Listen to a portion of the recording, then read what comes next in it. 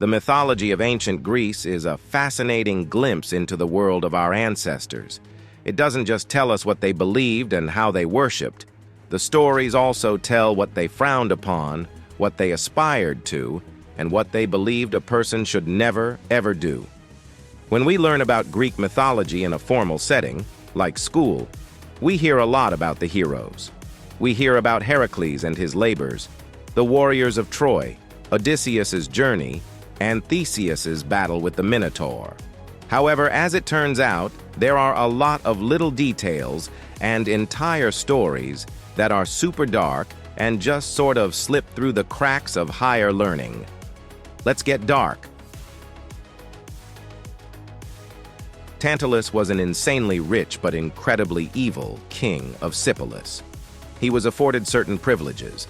Namely, he was allowed entrance to Mount Olympus, where he joined the gods for their meals.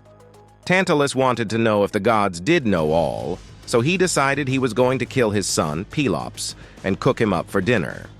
He served the gods his special Pelops stew, but no one ate it. As punishment, Zeus condemned him to eternal hunger and thirst, even as he was forced to stand in a pool of water that drained when he tried to drink, and beneath a tree with fruit that hung just out of reach. Zeus was a weird guy.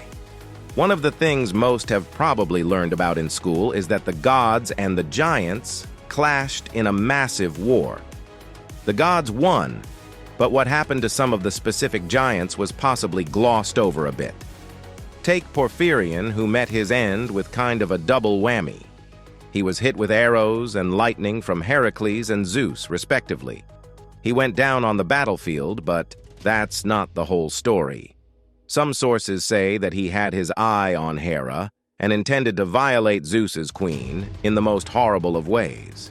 But still, not the whole story. He so fiercely desired Hera because Zeus made him lust after her. Just let that sink in. Zeus turned one of their enemies into a raging lust monster, sent him after his wife, and then swooped in to save the day. Erysichthon was a Thessalian king who forgot this crucial rule number 1, respect the gods. When he decided he needed a banquet hall, he headed out into a nearby forest. That forest just happened to be sacred to Demeter, but he didn't care. Offended, Demeter came to walk the earth.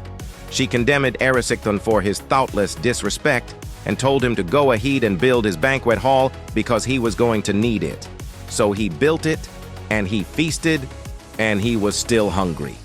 The more he ate and drank, the hungrier he became. He ate entire cows, he ate vermin, he ate the bits destined for the garbage, and still he was hungry. He spent his entire fortune, even selling his daughter into slavery, until he was bankrupt and begging for scraps. And then he started to eat himself and ate more and more of his own flesh until he very literally ate himself to death.